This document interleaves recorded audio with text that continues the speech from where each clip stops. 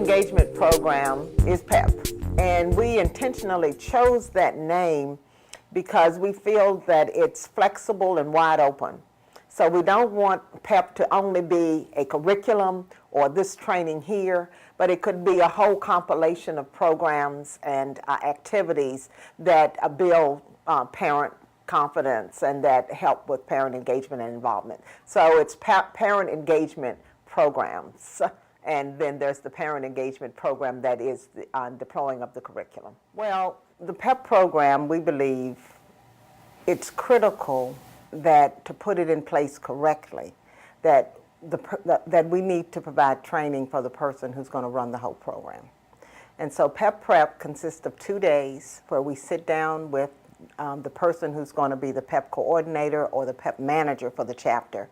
And we go through with them step by step what it takes to make a successful PEP. And Pep Prep covers everything from how best to recruit parents, how best to market the program in the community, as well as we talk about things like budgeting. And of course, a big part of budgeting is staffing. And then when we talk about staffing, we think in addition to the PEP coordinator, in order to have a successful PEP, you need, of course, the site coordinator, and you need an administrative assistant, and you need good facilitators. And the site coordinator is sort of like extends the reach of the facilitator.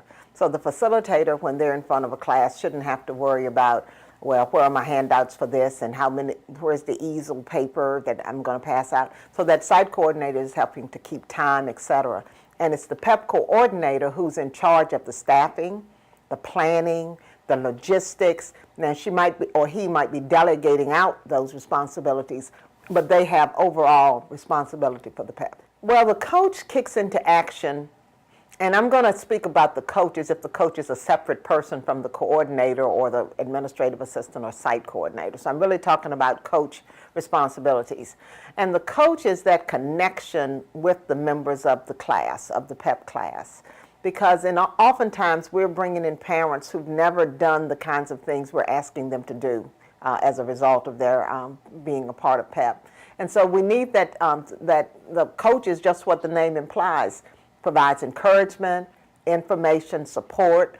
The coach might even accompany a parent when they go to do some of the homework, like the Friendly Schools checklist. The coach might actually be there, but the coach does hand-holding, provides information, and then because we expect parents to make a 2-year commitment to PEP, the coach is that ongoing hand, that ongoing support throughout the time that the PEP, I think you call them fellows, but throughout the time the fellow is working on the projects that come out or the plans that come out of the PEP. So it's a very essential position, and that role helps to make our training unique. We don't just train parents and tell them go forth and prosper. We train them and then we give them that support that's ongoing. The key to any connection is the relationship we have with that other person or that other group. And one of the things that I have on my list of things that I'd like to see chapters incorporate into their toolkits is some community organizing training.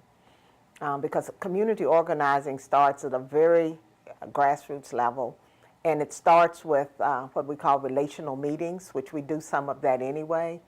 But that's what you have between a coach and the fellows and the participants in PEP. And we can extend that beyond PEP to the larger community.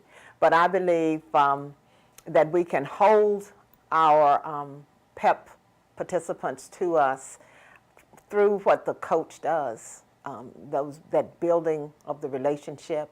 But I also know, speaking personally, that I am not going to spend time with an organization or entity that doesn't need me, that doesn't show that it needs me and doesn't give me a role to play and give me something to do.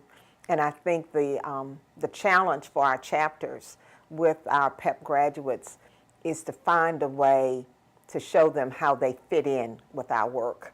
And if we are the parent voice, we can find a place for them to fit. And so that's why after training, rather than the media always talking to staffers, we refer them to parents because we are not the parent voice at PPS. We are a representative of the parent voice. But as we train more and more parents and they become more and more comfortable, we want them to move into the forefront of the work that we do.